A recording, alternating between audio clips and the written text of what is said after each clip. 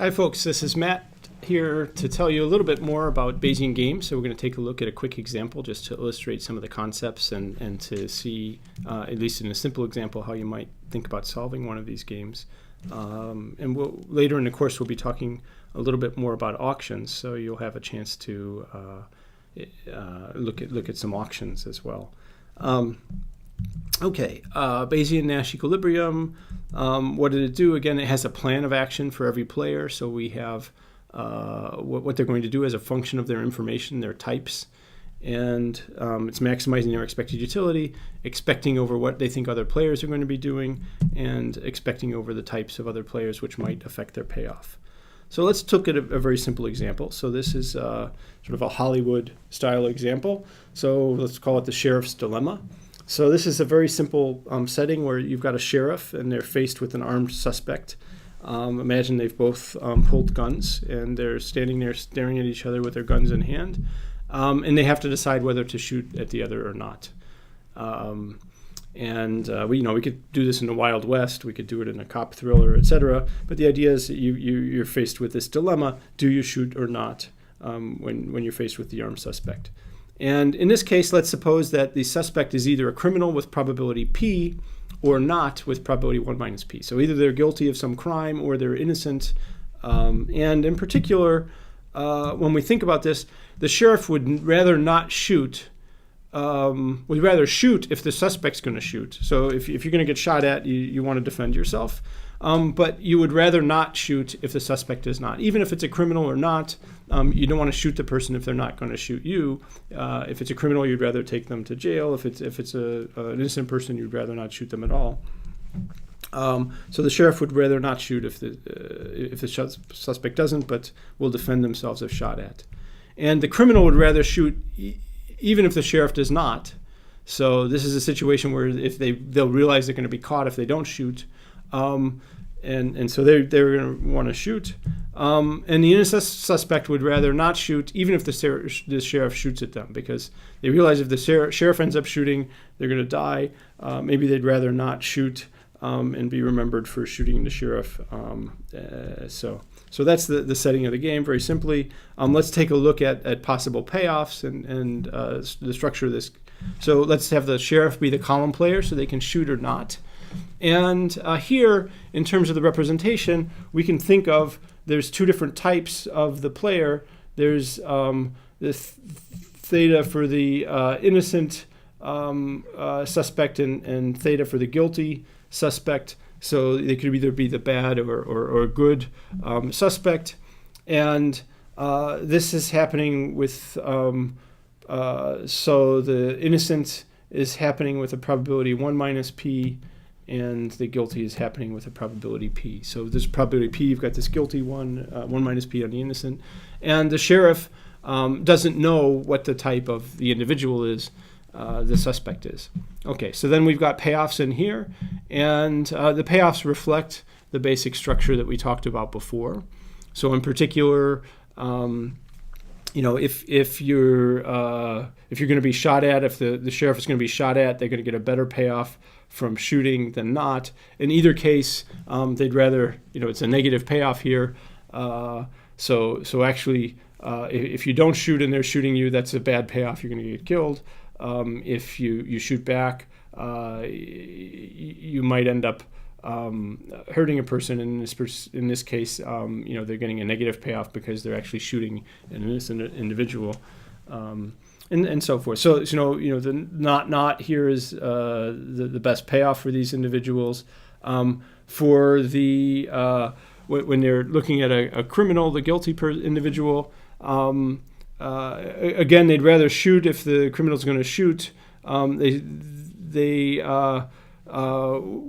the case where the criminal does not, they would get a payoff of 1 from actually capturing the criminal and taking them away and so forth. So we've got payoffs that we can look at, and you can study this in a little more detail.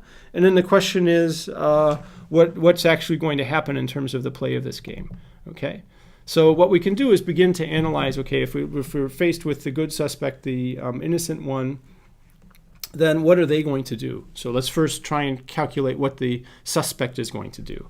And what we see here is that the suspect in this particular situation, conditional, once they see their type of being good, then they should end up, here they get a payoff of -1 if they shoot, 0 if they don't. So they'd rather not shoot. Here they get a -3 if they shoot, a -2 if they don't. So we end up with a strictly dominant strategy of not shooting if you're good. So essentially what that tells us is that if we're looking at for a Bayesian equilibrium, the good player, regardless of what they think the sheriff should do, should not shoot, right? So we can cross this out and say that the only possible strategy for a good player is that they're not going to shoot. Okay, now we go to the bad player, and we do a similar kind of calculation, and basically the criminal is going to shoot in this case, right? So we look at the 0 versus -2, 2 versus 1.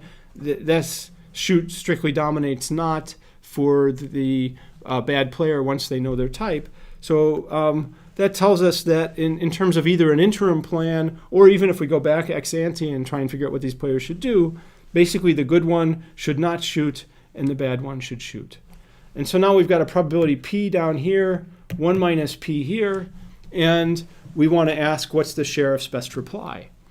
Okay, well, basically what happens if they shoot, what are they going to get? They get 0 down here.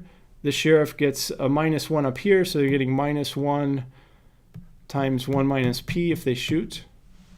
If they don't shoot, what do they get?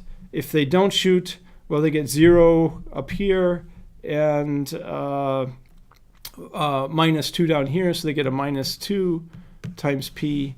And so we can think of the situations, when is it better to shoot, when is it better not to?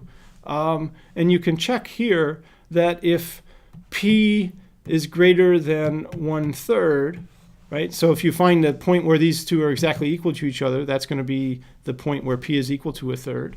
If P is bigger than 1/3, then you're more likely to be down here, you're more likely to want to shoot.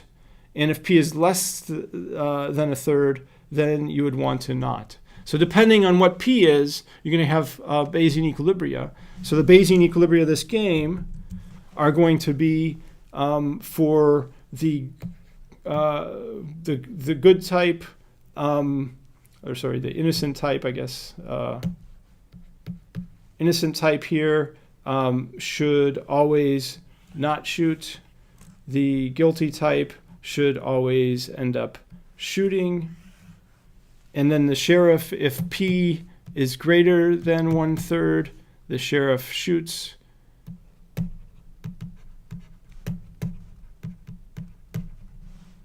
P is less than 1/3, they do not.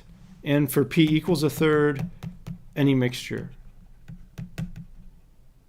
for the sheriff. The sheriff can just flip a coin. They're completely indifferent between shooting and not when P is exactly 1/3. So we have a Bayesian equilibrium. In this case, the Bayesian equilibrium is going to be generically unique. It's going to be unique as long as P is not 1/3. And whether or not they decide to shoot depends on what their payoffs are. And so what one thing that this example illustrates, it's a fairly simple example, but it still captures the basic elements of Bayesian equilibrium.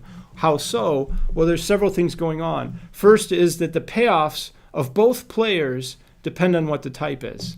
Okay? So whether the sheriff is getting a high or low payoff from shooting or not, exactly how it works depends on whether they're facing a good or bad suspect. And also that determines the strategy of the other player. And so there's both strategic uncertainty about what the other player is going to do, which depends on the state, and there's payoff uncertainty about what the best thing to do is for the sheriff based on the state. And putting those two things together, we get a Bayesian equilibrium, and we end up making a prediction.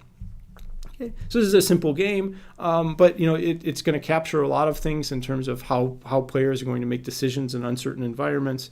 And Bayesian equilibrium moves us one step closer to applications where in many games in the actual world, you have uncertainty in terms of what the payoffs are going to be and what other players are going to do. So, summary of Bayesian and Nash equilibria. What have we got? It's a model that explicitly captures uncertain environments, And players choose strategies, again, equilibrium notions, so you're maximizing your payoffs in response to uncertainty about both how other individuals are going to play and what the payoffs are from different actions. So it's a very powerful tool and one that has many applications, some of which we'll see in some of the added lectures. Take care.